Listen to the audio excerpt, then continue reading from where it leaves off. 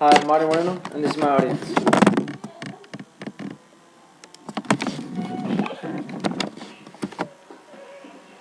Some parents ask, how do I keep my children safe and out of gangs? I believe the easiest way to do that is through physical activity. To do because it keeps them busy and too tired to become involved in that. Lately, I've noticed that more and more youth from my area have been becoming involved in criminal activity. If they had something to do or a role model such as a coach, they could stay clean. It would be good. I believe we, the community, need to become active in making more youth leagues and encouraging kids to come out and play. Did you know that close to 40% of gangs are made of children under the age of 18? That's a lot right now. That leaves only 60% to be adults. We can easily downsize gangs by just reducing the amount of generations of kids that get into gangs, because they usually are the ones that stay in and end up being in there when they're older. Ways to help are more after school clubs such as the Boys and Girls Club of Laredo and different areas. Creating more teams in elementary schools. I don't think there's enough coaches out there that are volunteering their time to be part of these kids' lives. Also creating city leagues for middle and high school students, because that's a big part of where they become involved in drugs and alcohol and all that stuff. And that's a big part of actually becoming part of the team and actually becoming part of a type of family, I guess you can say, that will help them stay out of things they don't need to be in.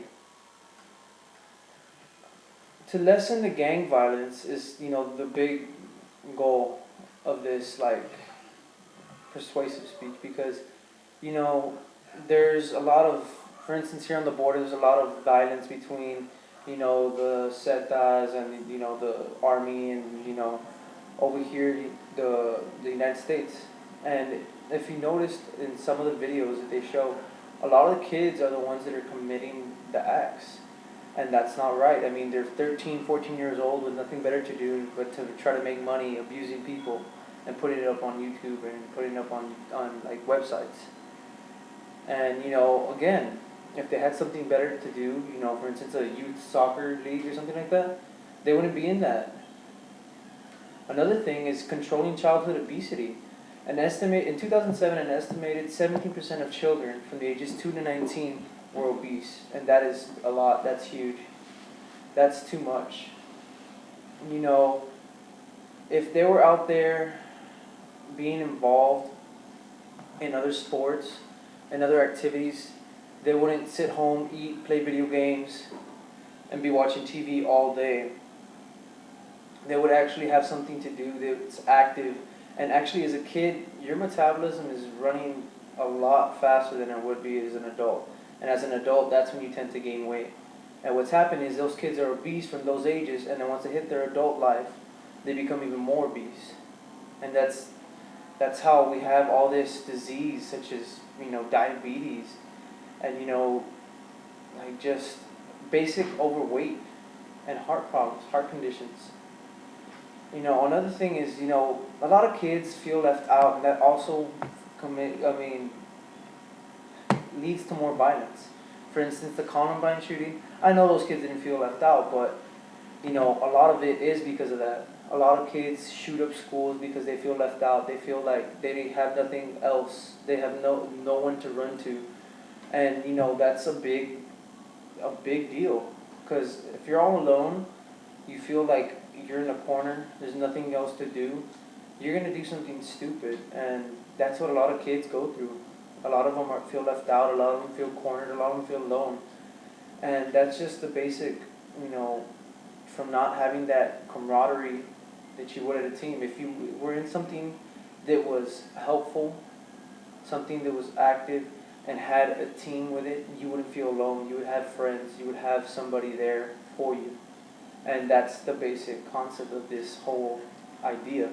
Because the more active people are out there in the youth, the better, our communities are become once we hit that peak, once we hit a new generation. Because this next generation, if it's full of people who are alone, full of people in gangs, it's just going to get worse and worse.